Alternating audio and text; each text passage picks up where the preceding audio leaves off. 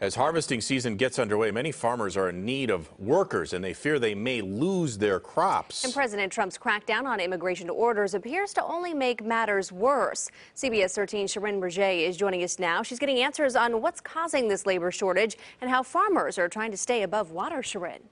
Sam and Adrian, California has been struggling with this farm labor shortage issue for years, but it's gotten to a point where farmers are fed up. Our region has certainly taken a hit when it comes to our crop production, and experts say the future of our state's agriculture is shifting.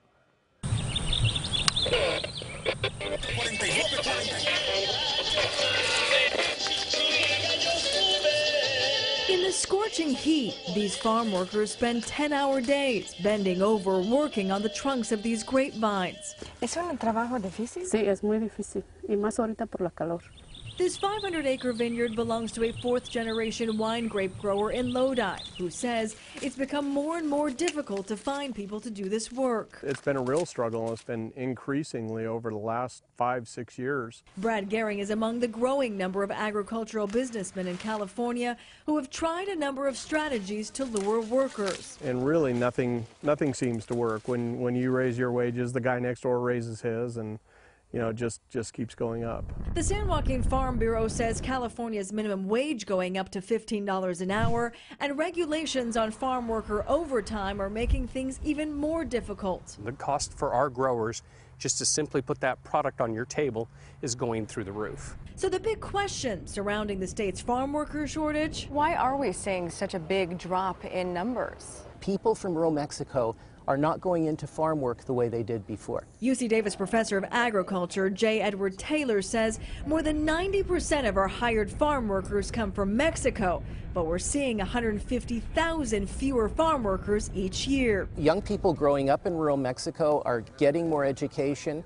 That gives them a ticket to higher paying jobs that demand more skills and provide them with more stable employment than they would ever have in agriculture. This is a case in which what is good news for Mexico is bad news for California farmers. President Trump has raised tensions on immigration with his plans to build a wall at the Mexico-U.S. border. And although he says he will protect the U.S. farm industry, Gehring says he tried to get Americans to do the work. Nobody's ever lasted past lunch on the first day. They all quietly disappear and walk off the job, and we don't hear from them again. It tells us that Americans simply don't want the jobs. So there are fewer workers coming in, but what does this mean for the future of California's agriculture? We have a very interesting future ahead of us, and a very challenging one. The alternative is to find new ways of growing these crops with fewer workers. So it's all about technology.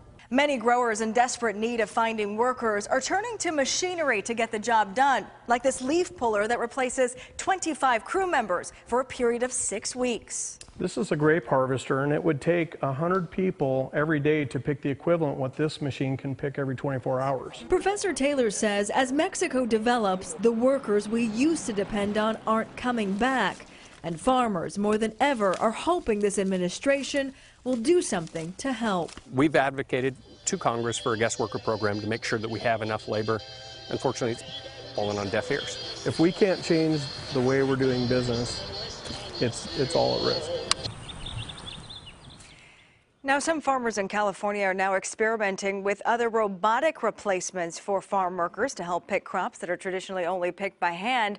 And Gehring tells me if this is not resolved soon, he may have to reluctantly replace his grape business with almonds, because if all his estate was filled with nut trees, it can be managed with just 3 employees. I found it interesting that he said they can't find the Americans to do this job. We have tens of millions of people not in the workforce. That's really a fascinating trend. Wow. All right, Sharon. Thanks. Boy, Good piece. thanks. Appreciate that.